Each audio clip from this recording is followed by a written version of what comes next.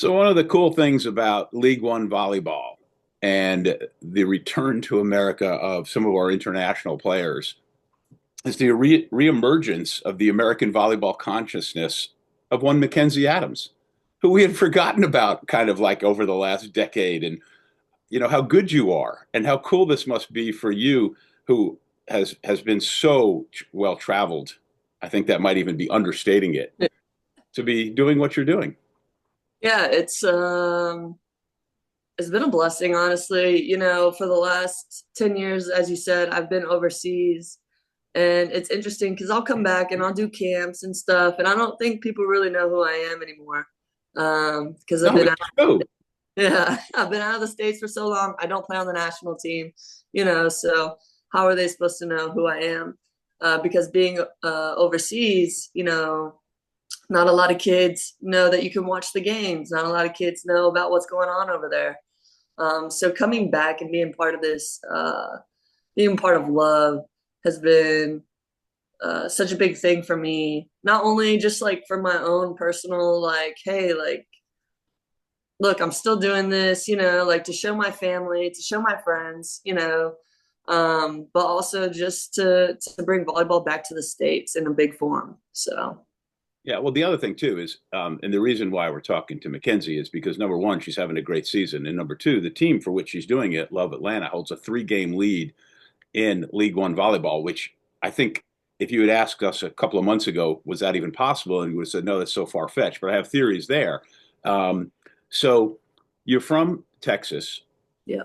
went to Virginia, Yeah. and transferred to UTSA, Yep. which makes you, a rarity among non-power four players achieving such a high level. Now, I promised you you'd get at least one laugh out of this. How There about we that? go. Huh? You got to represent. How about that? Huh? Thanks to That's our friend Laura, amazing. your old coach, who gave me this a few years back. So Yeah. I was looking at this when I was warming up. I was like, God, That's this picture doesn't fantastic. look that good, but I got to hide this for the site That's gag. a good one. I don't even have that one. Yeah, That one's isn't that good? It's a dry fit and all that. So very, yeah. yeah. So that was kind of a radical move, though, for a player of you. You were ACC Freshman of the Year, and then to go back to a school like UTSA instead of a much bigger school, which you might have had that option. Yeah. Were you sick? And I ask it from that because the idea that after UTSA you traveled to so many places in the world that I want to ask about. Yeah. Virginia just didn't work out. And back in my time, which is so sad, Yeah. uh, transferring wasn't easy, right? And so I went back home and, Groff fought for me to be at UTSA. And she was like, look, like you won't have to sit out at all if you come and play for us, which I was going to have to do if, Yeah, and let me interrupt by saying in 2011, the yeah, transfer rules it wasn't like today's yeah, portal. You had to yeah, sit out a year. If you transferred within the same conference, a lot of times you had to sit out 2 years. I mean, yeah. it was a whole different world. Yeah, it was crazy. So she fought for me, ended up getting my transfer signed, and I was able to play for UTSA, which, yeah, a lot of people will be like, well, why didn't you go to a bigger school? Why didn't you transfer to a bigger school? And like, as that was an option, um, I was able to accomplish everything I wanted to, and maybe a little bit more playing at UTSA. A lot of kids, I feel, kind of write off smaller D1 schools, right? And I mean smaller as in they're not in like Pac-12, Big Ten, stuff like the ACC, SEC. And I don't think that they feel like they could accomplish such great things. And, going to these schools and, being a powerhouse in these like smaller schools such as UTSA, like you can do great things. There's so many things left undone at these schools. You can create so much, not only for yourself but for the school itself and the program itself. Yeah. And as going through my years there was really, it really showed. And so I was so thankful for Groff and for UTSA, for allowing, like, for taking me in, and giving me that opportunity. So it was really, I'm really grateful to that organization. Well, So the other side of it too is that at a different school, you might not have had the opportunity to finish your career playing basketball, yeah. right? So there in League One volleyball, and I don't know if you've ever thought about this because I was talking about it with somebody the other day. I said, who are the best athletes out there? Not the best volleyball players. Who are the best athletes? And Micah Hancock comes to mind. Micah is somebody I think I would take in the company picnic in any sport, right? And Minami Kojima, the libero, is Yeah. is so absolutely spectacular. But I don't know anything about her athletically. But I Yeah. think that push comes to shove for touch football, softball, rugby, anything. I think I'm going with McKenzie Adams.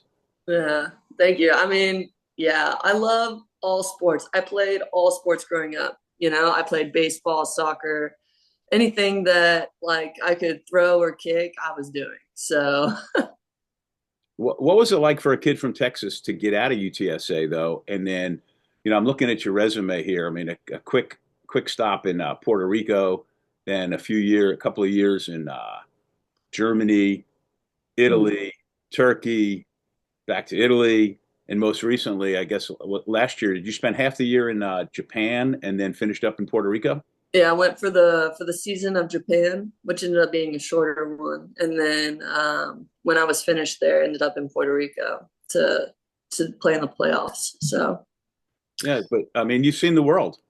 yeah, it's my parents often are like, "Wow, like we're very we're very proud that you were able to go and do that." And for me, it was never like, "Oh, I'm leaving so much behind."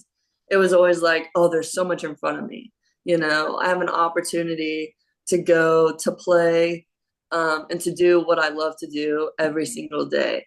And not only do I get to go and play, I get to go and visit countries that maybe I would have never, maybe I would have never been able to do. Um, so for me, the decision to go overseas was super easy. Um, I think it helped me grow as a person. It allowed me uh, to be myself, to just like really find myself, not only as a volleyball player but just as a person. So visiting and playing in all of those countries, like it's just it's unlike anything else. You experience different cultures um, all the time, and I think that's something that is underrated because when you're living in it, you get to really be a part of it rather than just visiting it. Mhm. So Of all the places you went and played and lived for extended periods of time, if you had to go live in one of them now, not as a volleyball player, what was mm, your fave? yeah, that's tough. Italy, obviously beautiful, right? I love pizza. It's right up my alley. Um, I loved Germany though. I think Germany gets a bad rap because, their language sounds a little bit harsh. Mhm. But those people they're great people, very organized, like they take very good care, of their country.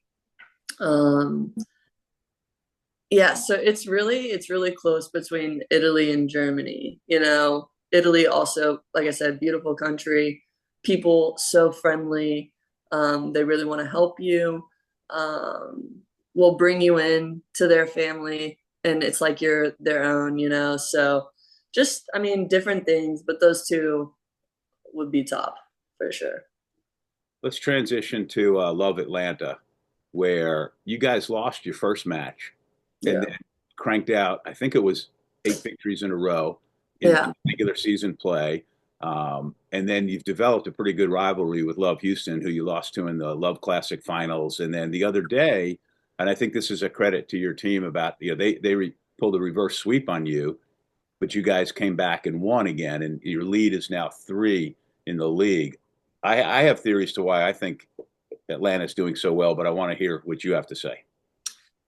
Um, you made a comment in the beginning where it was like nobody really expected it. And we could feel that. That doesn't go unnoticed. So I think, I mean, we have we have obviously we have Paulo that is fine tuning. He's great, in the technical part of volleyball and stuff like that. So like we've fine tuned our skills to where I think people just they kind of saw us. We have like uh pretty I think we're a fairly older team. I don't know. Well, that's what I was going to go with is the idea that like the kids are doing a great job. Okay, Yeah. like you know, Rachel Fairbanks for one, the young setter who unfortunately is one of your players who's having a special on walking boots. Uh, Yeah. but and the young kids are doing really nice. But you have veterans like Kelsey Cook. Yeah. She's just been there, done that, and just still makes plays like you can't believe. I'd forgotten how old and experienced Maddie Bug is, who's Hmm. setting. You know, she's just doing a fabulous job. And Yeah. as Tia Jimerson, a player like yourself, from the Atlanta area, went to Ohio. I think most American volleyball players had kind of forgotten about Tia, and she's having an Nice. all League One season. Yeah. She's Yeah, going out. yeah, and Danielle Coutinho, she's not a rookie, but she's not a seasoned veteran, but still has that international experience. And Yeah. I think there's a lot to be said for that. Yeah. Um, and like our team chemistry, I think, is very good. We all get along very well. So you put all those things together, and we're really just there to play for each other.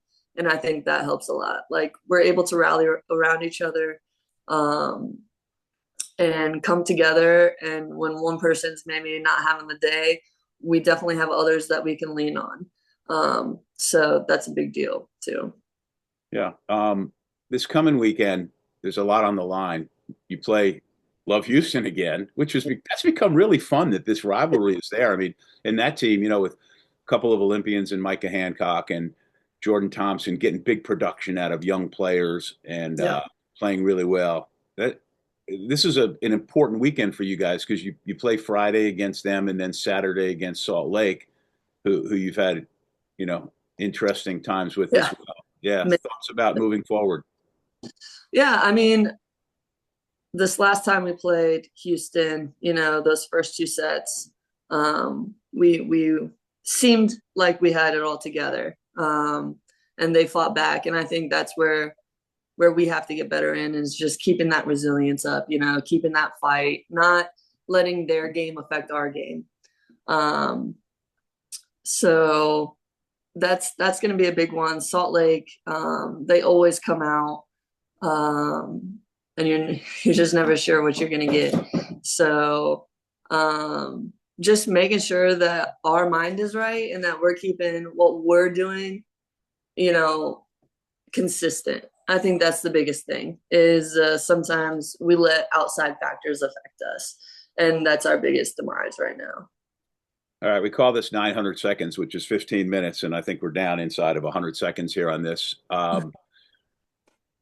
To everyone who's watching, I hope you're enjoying this. Please subscribe to the daily email, 900 Square Feet. The link is down in this YouTube video. And if you get the email, pass it on. All right, McKenzie, you have perhaps one or two or a billion tattoos. Yeah. Um, when did you get the first one? I got the first one when I was about 19 years old. Yeah. And how many now? I probably have, someone asked me this the other day. I probably have over about 60. Like, and like, I mean, a lot of mine are big time, like I have a sleeve, I have a leg sleeve. Um, so like if you're counting the individual sessions I went into those, it's definitely over about 60 to 50 to 60. A So lot of ink. The next time you watch McKenzie play, be sure to look. You are a delightful person and a fantastic player, and this is a great story for all of us in volleyball. And I appreciate you taking 900 seconds or almost that much with us. yeah, always. I appreciate it, Lee. It's been fun.